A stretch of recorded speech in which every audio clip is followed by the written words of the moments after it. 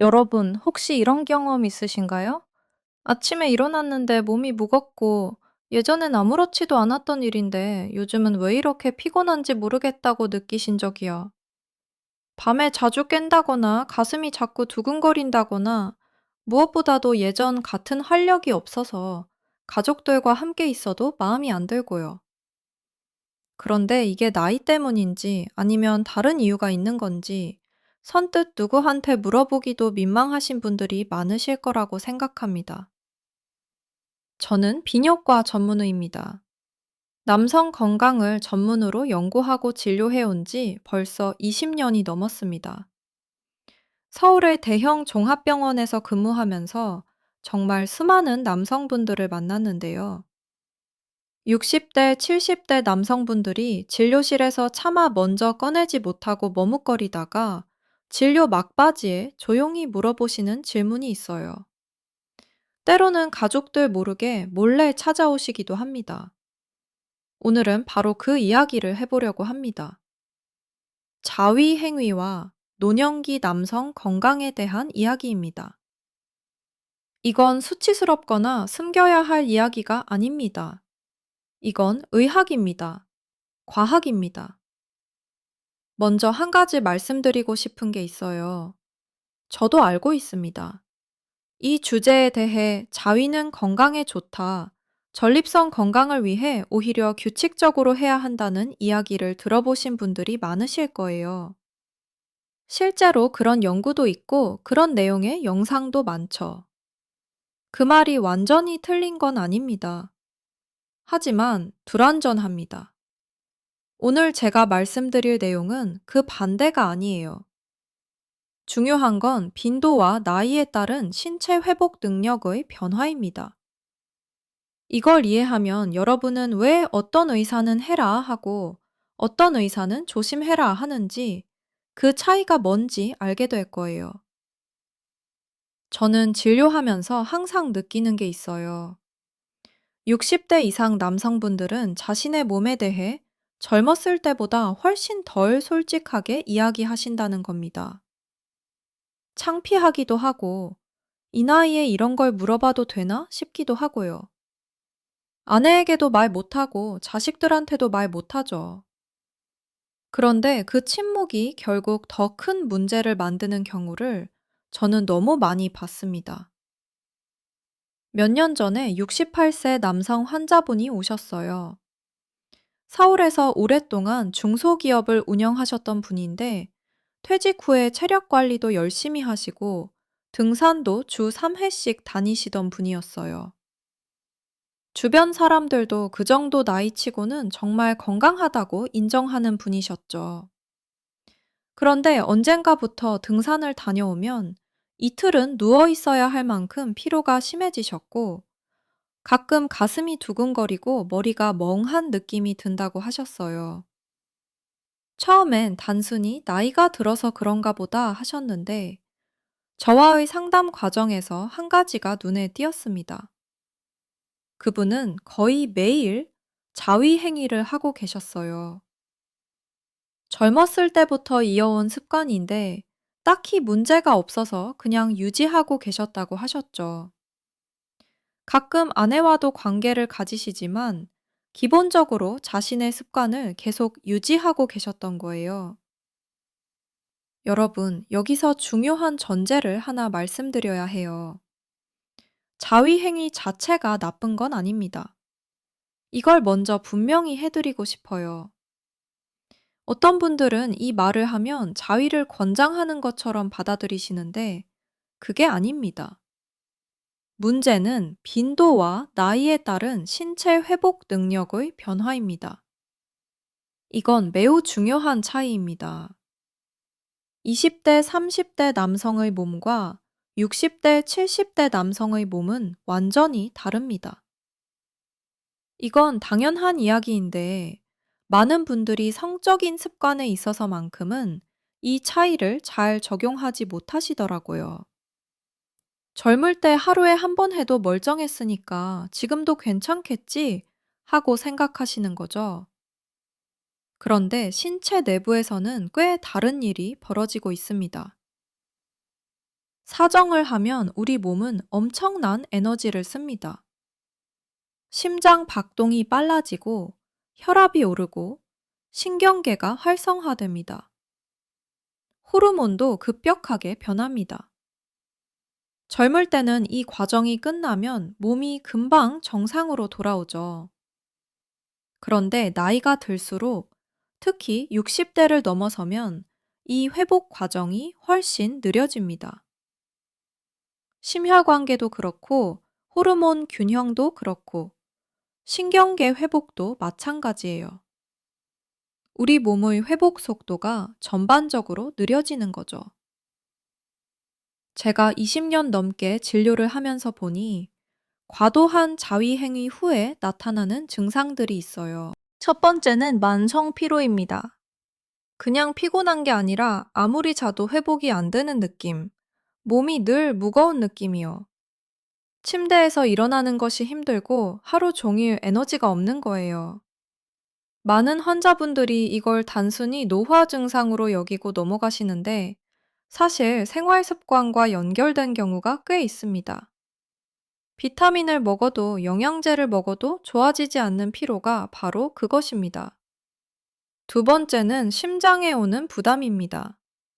성적 흥분 과정에서 심장은 꽤 많은 일을 합니다. 운동을 할 때처럼 심장이 빠르게 뛰고 혈관들이 수축했다, 이완했다를 반복합니다. 건강한 심장이라면 문제가 없지만 나이가 들면서 혈관이 좁아지거나 심기능이 떨어진 상태에서 이 자극이 반복되면 부담이 됩니다. 그 환자분이 가슴이 두근거린다고 하신 증상이 바로 그것이었어요. 세 번째는 인지 기능입니다. 쉽게 말해 머리가 멍하고 집중이 안 되는 증상이에요. 뇌는 성적 활동과 아주 밀접하게 연결되어 있어요. 도파민, 옥시토신 같은 신경 전달 물질들이 한꺼번에 소모되고 나면 일시적으로 뇌 기능이 저하되는 느낌을 받을 수 있어요. 젊을 때는 금방 회복되지만 나이 들면 이게 며칠 이어지기도 합니다. 환자분들이 이걸 자주 호소합니다. 선생님, 요즘 기억력이 떨어져요. 뭔가 멍해요. 일에 집중이 안 돼요. 네 번째는 수면의 질 저하입니다. 역설적으로 들릴 수 있는데 단기적으로는 이완 효과로 잠이 잘 오는 것처럼 느껴질 수 있어요. 하지만 과도하게 반복되면 수면의 질 자체가 나빠질 수 있습니다. 특히 깊은 수면 단계에 들어가지 못하고 자꾸 깨는 증상이 생기는 분들이 있어요. 밤중에 두 번, 세 번 깨서 화장실을 가거나 뒤척이다가 새벽에 완전히 깨는 거죠. 다섯 번째는 전반적인 삶의 의욕 저하입니다. 이게 사실 가장 무서운 부분이에요. 몸이 필요하고 머리가 멍하다 보니 취미 활동이나 가족과의 시간, 사회 활동에 대한 흥미가 자연스럽게 줄어드는 거죠. 등산도 가고 싶지 않고 친구들과 만나는 것도 힘들고 손자들과 놀아주는 것도 피곤해지는 거예요. 이게 장기화되면 우울감으로 이어지는 경우도 있습니다. 이제 여러분이 가장 궁금해 하실 부분을 말씀드릴게요. 그러면 도대체 몇 번까지가 괜찮은 건가요? 솔직하게 말씀드리겠습니다. 사람마다 다릅니다. 이 답이 마음에 안 드실 수도 있다는 거 알아요. 그래도 이게 사실입니다. 다만 제가 진료 경험을 바탕으로 일반적인 기준을 말씀드리자면 60세 이상 남성분들의 경우 주 1회에서 2회 정도가 대부분의 분들에게 무리 없는 범위입니다.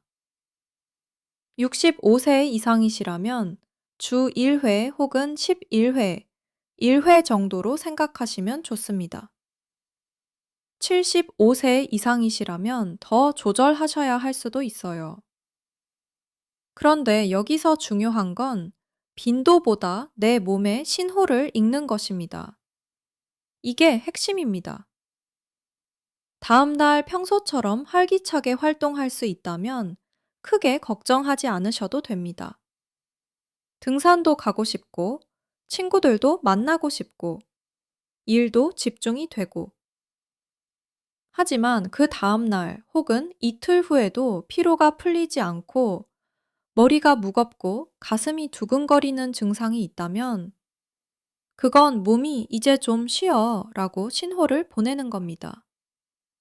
이 신호를 무시하면 안 됩니다. 전립선 이야기를 해야 할 것 같아요. 많은 분들이 자위나 성관계를 자주 하면 전립선 암 예방에 도움이 된다는 이야기를 들어보셨을 거예요. 이건 실제로 일부 연구에서 근거가 있는 이야기입니다. 정자와 전립선액이 정기적으로 배출되면 이론적으로 전립선 세포에 쌓이는 독성 물질을 줄이는데 도움이 될 수 있다는 거죠.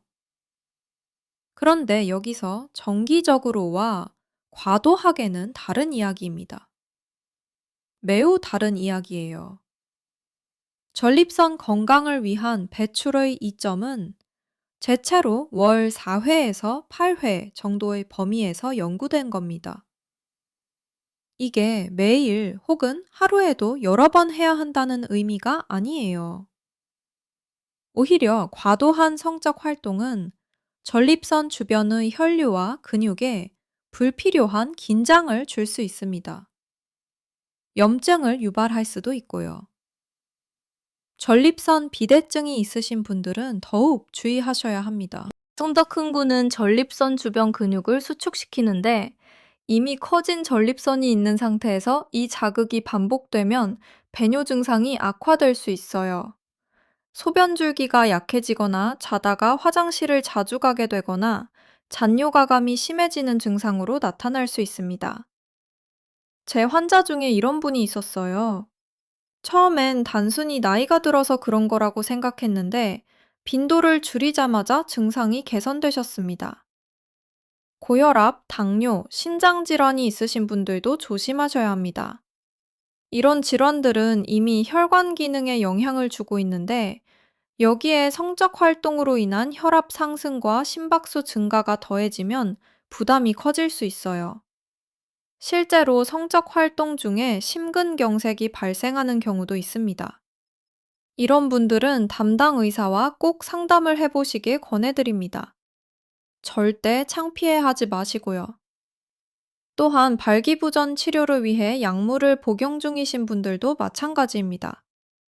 특히 혈압 관련 약을 함께 드시는 경우 성적 활동이 혈압과 심박수에 미치는 영향이 더 복잡해질 수 있어요.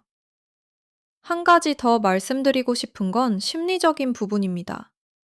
자위행위는 신체적인 문제일 뿐만 아니라 심리적인 습관의 영역이기도 합니다. 특히 퇴직 후 또는 배우자와 오랫동안 성관계가 없어진 상황에서 자위행위가 유일한 성적 출구가 되는 경우가 많아요. 그것이 외로움이나 무료함을 달래는 수단이 되고 있다면 근본적인 부분을 들여다볼 필요가 있습니다. 저는 환자분들에게 종종 이런 질문을 드립니다. 요즘 뭐가 제일 즐거우세요? 이 질문에 바로 답이 나오지 않으시는 분들이 꽤 있어요. 그런 분들일수록 성적 자극에 더 의존하게 되는 경향이 있습니다. 취미 활동, 친구들과의 교류, 새로운 배움, 가족과의 시간, 이런 것들이 실제로 뇌의 보상 시스템을 자극하고 도파민을 만들어냅니다. 이 채널들이 풍부해지면 성적 자극에 대한 의존도가 자연스럽게 줄어들어요. 그리고 역설적으로 성적인 삶의 질도 올라가는 경우가 많습니다. 이번엔 좀 더 구체적인 이야기를 해볼게요.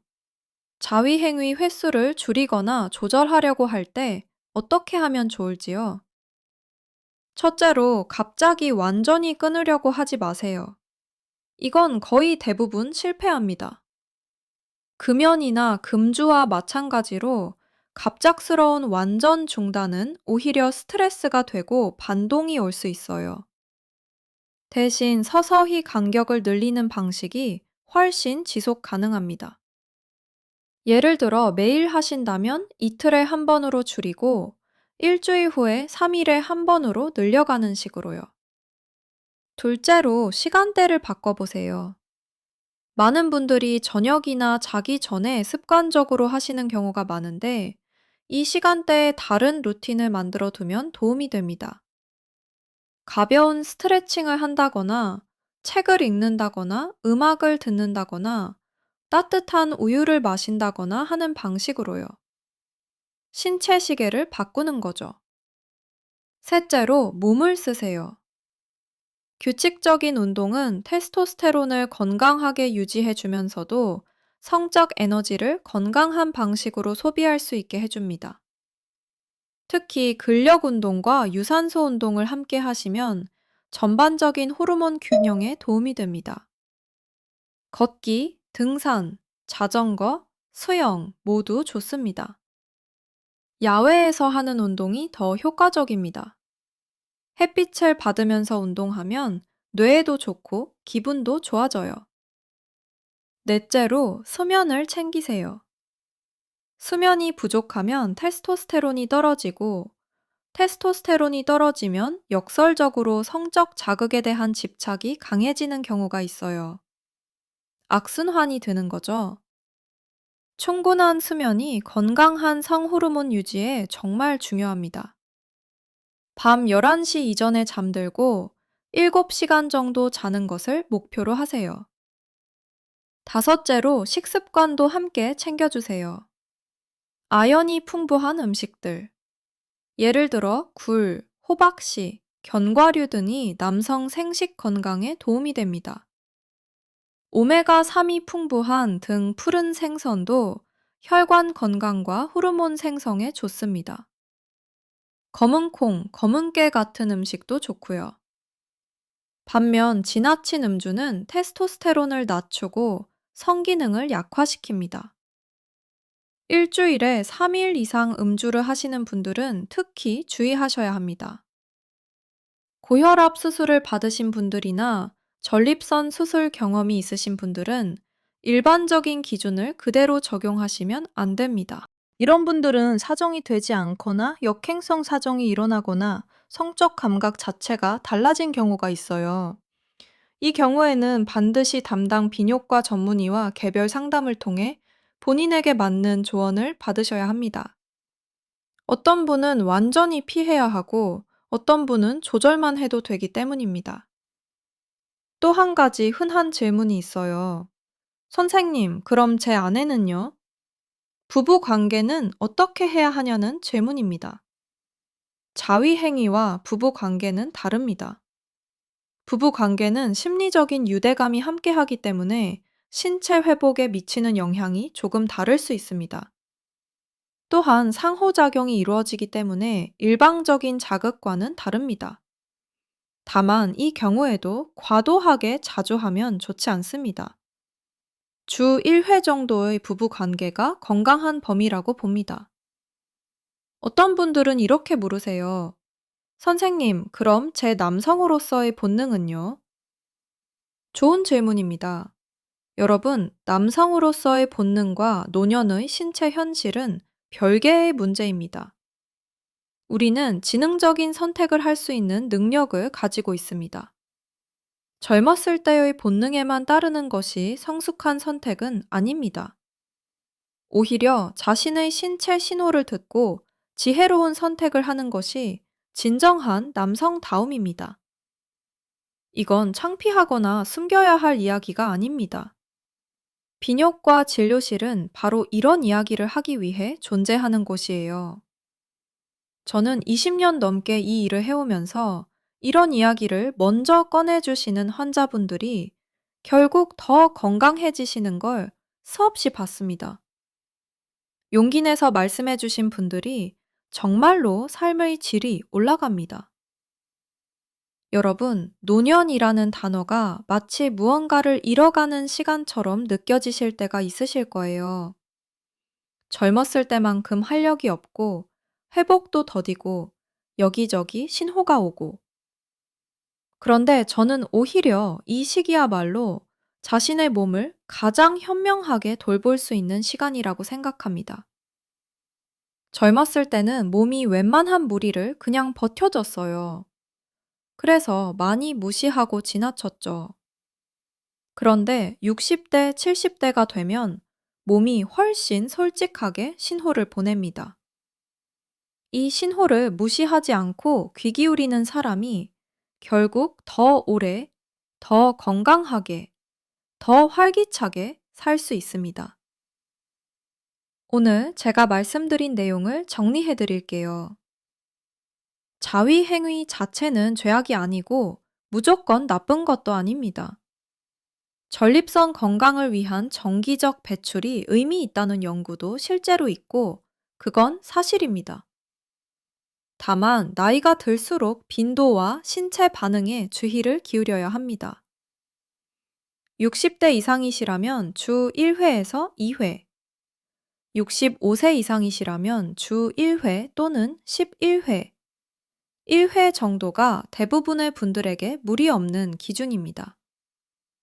하지만 가장 중요한 건 내 몸의 신호입니다. 다음날 필요하고 가슴이 두근거리고 머리가 멍하다면 그건 몸이 보내는 경고입니다. 무시하지 마세요. 기저질환이 있으시거나 수술 경험이 있으신 분들은 개별적인 상담이 꼭 필요합니다. 그리고 성적 자극에 지나치게 의존하고 계신다면 삶 안에서 기쁨을 찾는 다른 방법들을 함께 늘려가시길 권해드립니다. 취미를 가지세요. 친구들을 만나세요. 가족과 시간을 보내세요. 새로운 것을 배워보세요. 봉사활동을 하세요. 이런 것들이 정말 당신의 인생을 바꿉니다. 노년은 줄어드는 시간이 아닙니다. 더 현명하게, 더 의식적으로 살아갈 수 있는 시간입니다. 몸을 소모하는 것이 아니라 몸을 아끼면서도 삶의 질을 높이는 선택들을 하나씩 해 나가시길 바랍니다. 당신의 신체는 60년, 70년을 함께 해온 소중한 것입니다. 그것을 소비하는 것이 아니라 아껴가면서 사용하는 것이 진정한 지혜입니다. 저는 여러분의 건강한 노후를 진심으로 응원합니다.